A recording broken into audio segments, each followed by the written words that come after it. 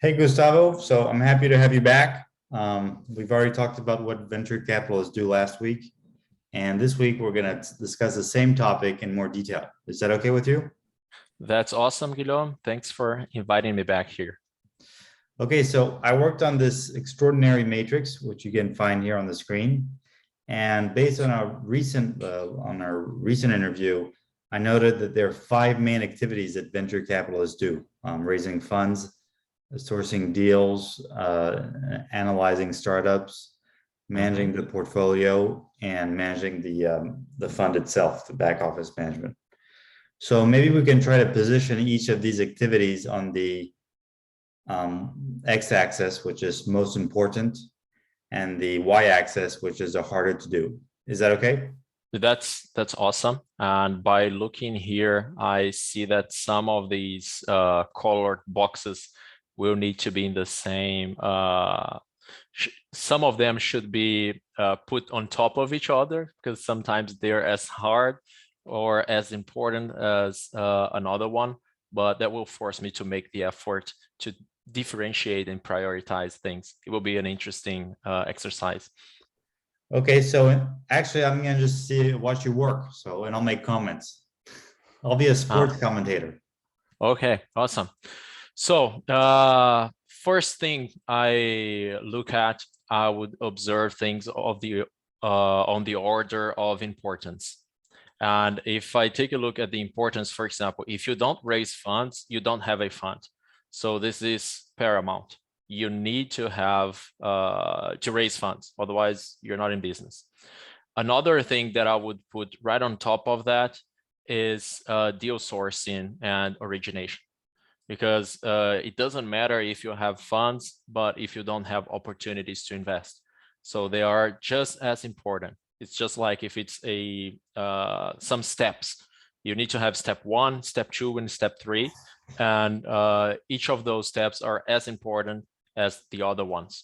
And another thing that I would call, that I would put in the same category of importance would be investment analysis. And when it comes to investment analysis, that also stays on top of all the others here, because you have the funds, you have the opportunities, but you have way more opportunities than you can absorb and invest.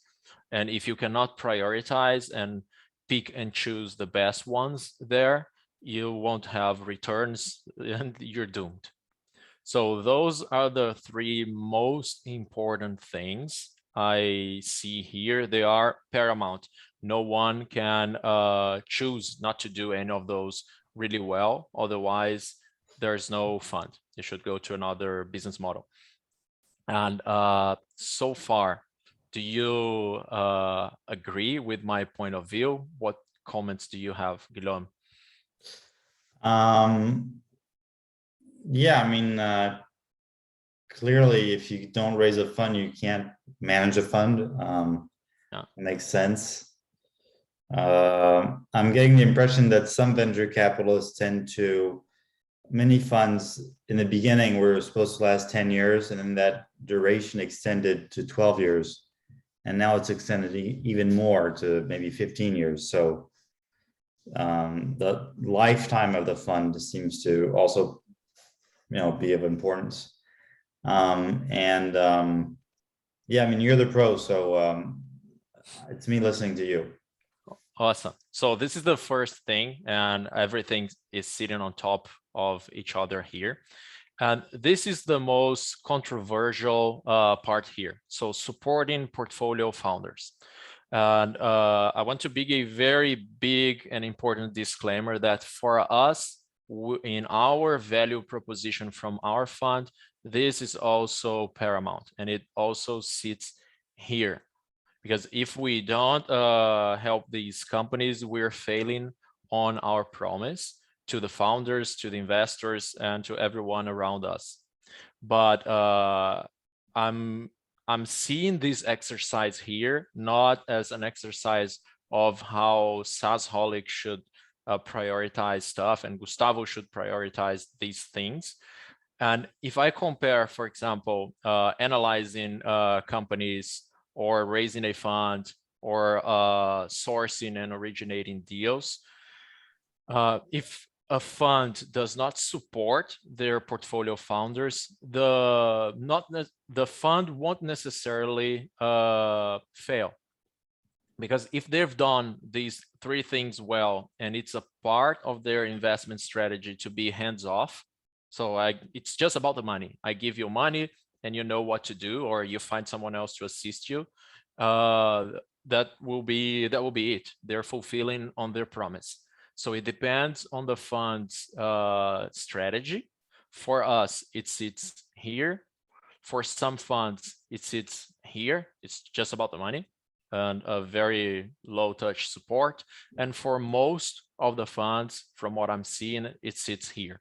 They do what they can, but they won't really prioritize and invest all their efforts in this activity. Okay.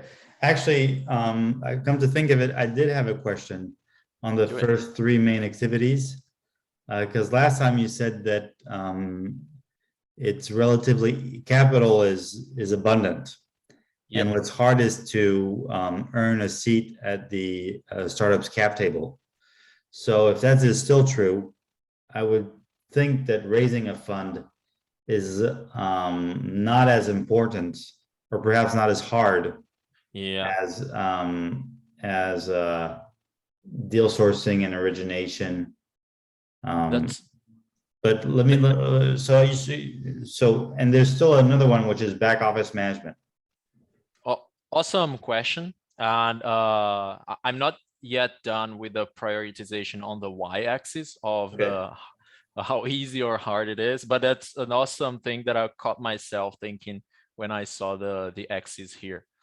And just to get done with this, I would say, and everything is on the same level here in terms of the y-axis. Just it might seem different visually, but they're the same. And back office management, I would say that I'll put them here, because if you raise funds and you source good companies, you invest, you analyze them, invest in those good companies, and you help them from time to time, but you don't manage your fund well, so you don't pay your taxes, you don't get audit and everything else, you will doom the fund. So this is more important than supporting companies for most funds. And this is important for every fund. Okay. So now that I'm done with the X prioritization here, and this sits also here, if I'm analyzing how hard things are or how much time it takes, I would say that supporting portfolio founders, it's a hell lot of work. And for us, it would sit here on top of both. So it's important and it's hard because it requires lots of time. Sometimes you do not possess the information and skills that the company needs, and you need to talk to other people and help the founder do things that even the founders aren't able. Okay. And it's hard. Okay, I get it. Okay, perfect. Yeah. And back office management, it's not managing a fund, a venture fund is not the hardest thing in the world, because you have many service providers that are specialized in helping financial players, and you can outsource some things, and the other that are remaining aren't the most difficult thing in the world. And so I would say that it's easy. It's work, it requires some time, but it's not a mystery. So I would call this an easy task. And here, now I must prioritize these three things since they sit in the same level of importance. I need to make a decision on what's hard, or what's hardest, what's not, so on and so forth. And in my point of view, I would say that we and most other funds find the hardest this part here, like staying on top of founders' minds. So you need to be the first people that they think of when they're about to raise funds. So you need to have a good sourcing and origination strategy, and you need to be seeing these startups and then convincing them to allow you to invest. This is an ongoing work, and you'll be doing that forever. Okay. Right after that, although I've said capital is abundant, finding the capital that wants to invest in a risky assets in this asset class is not trivial. Like, you need to have contact with the right people, and you need to have to make lots and lots of calls, and this takes lots of time, and it's super hard, super hard, but it's not as hard as deal sourcing and origination. Also because it doesn't last forever, like raising funds. You do this once every, I don't know, 3 years or so, but then you're done with that if you're playing the typical fund structure. And right after that, I would put investment analysis. Like, it's super important as all of these here, but I won't call it as hard as all of those here because it's not a competitive dynamic. Okay. Like, these That makes a lot of two, sense. yeah, these two here are competitive. You're competing for attention and for likeness. I get it. Again, That and makes- here you're competing for money. So this is how I would put all these things for a general fund. But if I'm doing this for SaaSholic, I would need to make it like this. Right.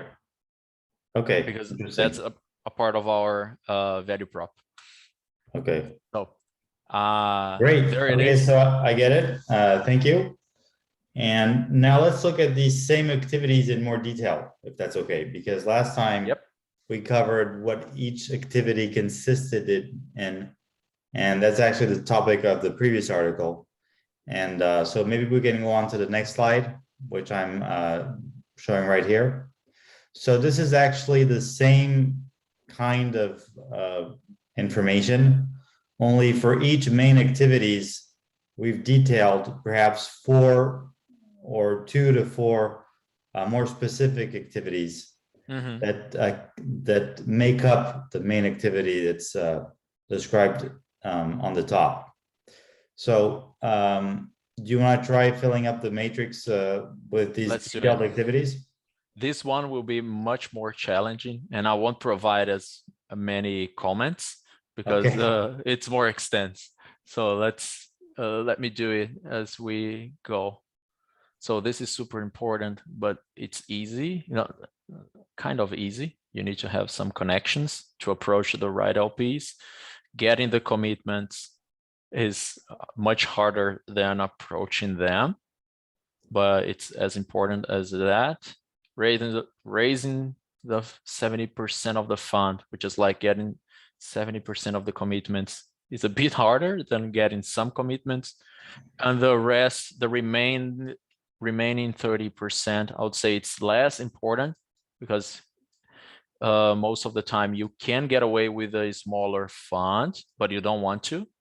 But it's much easier. Once you're up and running, things get easier, and investors tend to know that you're working and they want to jump in when the train is already moving. Okay, that makes sense. Now, deal sourcing and origination, which is the most important and hardest of all main activities, as referred to in the previous slide. So I'm interpreting channel strategy like defining what channels you will prioritize and having a strategy for that. It's super important. Oh, it will get confused here. I will prioritize. I will need to work on them later, but let me just do something in the meantime. It's important. It's not that hard. The hard part is the execution, which is what I'm prioritizing here. Like LP networking, it's not the easiest, but like VC networking is the easiest, to be frank. Like VCs will talk to you. If you're a VC and you want to talk to other VCs, you live in the same, you inhabit the same pond of water, and they'll talk to you. It's easy. Networking with founders is harder than networking with LPs. And I'll put it here. I would say that's it. This category. Now, I'm surprised that you're not putting the founder here. Oh no, I'll do this later. Otherwise, it will get you're too just doing messy. the hard part. Okay, great. The Yeah. Y-axis. Okay. Yeah, exactly. Let me get this back. Oh shit. Let me just get this back here. And the y-axis here on the investment analysis.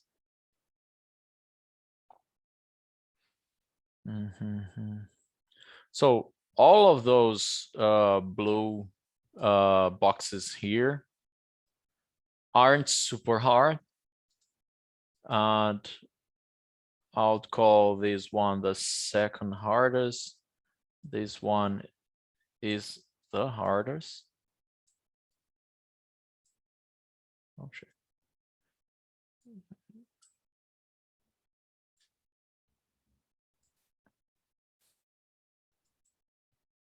So this is it. That's how I would prioritize in the y-axis, all the blue boxes. Okay. And managing the fund, supporting portfolio. Well, managing the fund is way easier. There's an abysmal distance between them. Okay. And hiring people to join the VC firm, admin. What's the difference between managing the fund and this admin here, for example? Admin was paying taxes. So all I kind of, I see them as similar things, and like paperwork requires some time, and that's how I would prioritize them, like hiring the right people to join or recruiting as partners is super hard. And now we'll get to the difficult part, which is comparing apples to oranges here. Let's see how I can do it.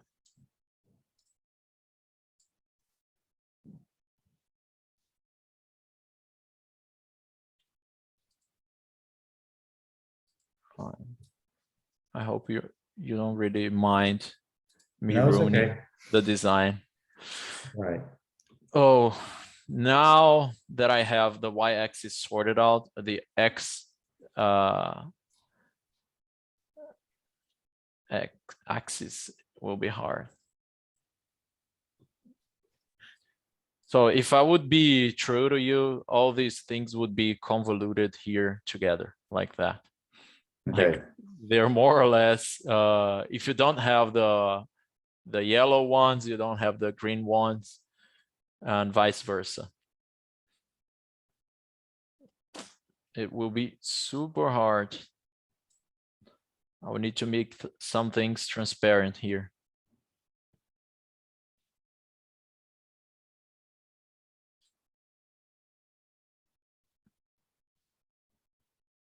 Like this one comes down to the top, to the bottom.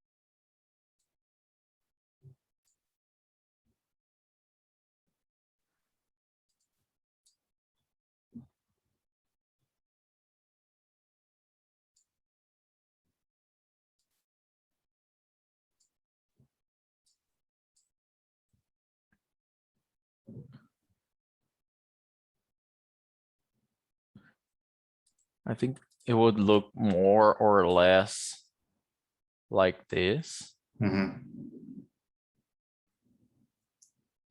Okay. I don't know if it's No, easy it's to perfect. understand. And then there's the remaining All the stuff. others, yeah. So managing the fund and admin, they're similar. They're important, but not.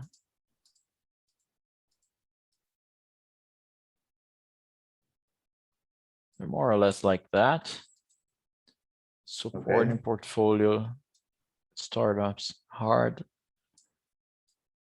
as you can get. And hire people.